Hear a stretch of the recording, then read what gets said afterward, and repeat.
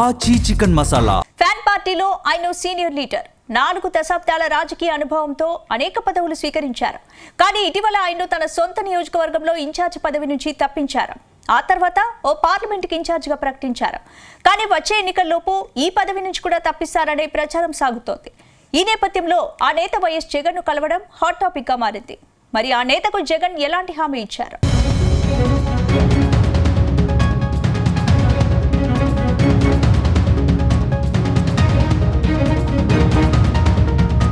శ్రీకాకుళం జిల్లా రాజకీయాల్లో మాజీ మంత్రి తమ్మినేని సీతారాం ఓ సీనియర్ లీడర్. దాదాపు 4 దశాబ్దాలుగా ఏపీ రాజకీయాల్లో చక్రం తిప్పుతున్నారు. కానీ ఇప్పుడు Tammineni Seetharam political future reverse గా మారిందని పొలిటికల్ సర్కిల్స్ లో ప్రచారం జరుగుతోంది. గతంలో స్వతంత్ర అభ్యర్థిగా రాజకీయ జీవితం ప్రారంభించి టీడీపీ, ప్రజారాజ్యం, మళ్లీ టీడీపీ, ఆ తర్వాత వైసీపీ, ఇలా అన్ని పార్టీలు తిరిగారు. 4.5 దశాబ్దాల్లో 4 పార్టీల తరపున పోటీ చేసి 50-50 సక్సెస్ రేసులో విజయం సాధించారు. అంటే 10 సార్లు పోటీ చేస్తే 5 సార్లు విజయం సాధించి 2 మార్లు మంత్రిగాను పనిచేశారు. గత వైసీపీ ప్రభుత్వంలో 5 ఏళ్లు స్పీకర్ గాను తన మార్కు చూపించారు. అయితే అధికారంలో ఉన్నప్పుడు ఒకలా, పదవి కోల్పోయాక ఇంకొకలా వ్యవహరిస్తారన్న విమర్శలు లేకపోలేదు.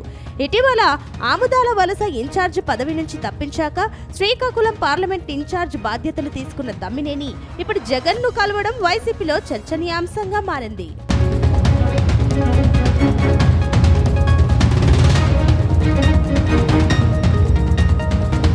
తాజాగా మాజీ speaker Tammineni Seetharam political future పై వైసీపీ అధినేత వైఎస్ జగన్ ను కలిశారు. తన కుమారుడు తమ్మినేని చిరంజీవి నాగ్ ను వెంట తీసుకుని జగన్ తో భేటీ కావడం హాట్ టాపిక్ గా మారింది. ఈ సమావేశంలో తనకు జరిగిన అన్యాయంపై ఆవేదన వ్యక్తం చేశారని సమాచారం. శ్రీకాకుళం జిల్లా ఆముదాల వలస అసెంబ్లీ నియోజకవర్గంలో దాదాపు 40 ఏళ్ల పొలిటికల్ ప్లాట్ఫామ్ ఏర్పరచుకున్న తనకు కాదని చింతాడ రవికుమార్ కి సమన్వయకర్తగా బాధ్యతలు ఎలా ఇస్తారని తన మనసులోని బాధను అధినేత దగ్గర వెళ్లగక్కినట్టు తెలిసింది. అదేవిధంగా ఆముదాల వలస నియోజకవర్గానికి ఇన్ఛార్జిగా తప్పించి శ్రీకాకుళం పార్లమెంట్ జిల్లా కన్వీనర్ గా నియమించారు. కానీ జిల్లా అధ్యక్షుడు ధర్మాన కృష్ణదాస్ తనను తప్పించి యువకుడికి, సమర్థవంతుడికి పార్లమెంటు బరిలో నిలుపుతారని బహిరంగ వేదికగా ప్రకటించడంలో ఆంతర్యం ఏంటని ప్రశ్నించినట్టు తెలిసింది. వాస్తవానికి మాజీ సభాపతి తమ్మినేని సీతారాంపై సిక్కోలు జిల్లాలో భిన్న అభిప్రాయాలు వ్యక్తమవుతున్నాయి.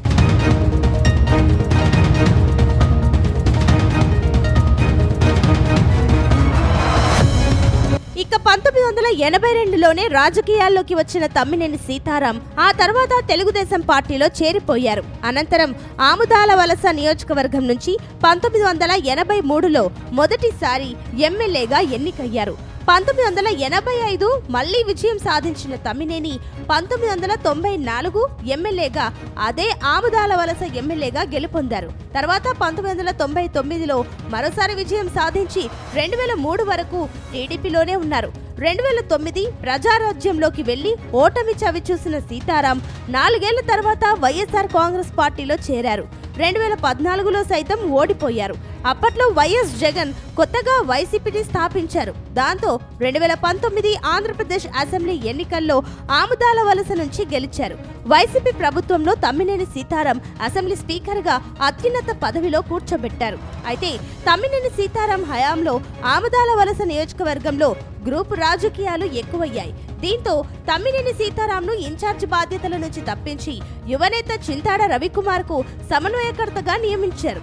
అధినేత నిర్ణయం వైసీపీ జిల్లా నేతల ప్రచారానికి పరాభావంగా భావించి అలకబూనిన తమ్మినేని సీతారాం ఎట్టకేలకు వైఎస్ జగన్ ను కలవడం చర్చనీయాంశంగా మారింది.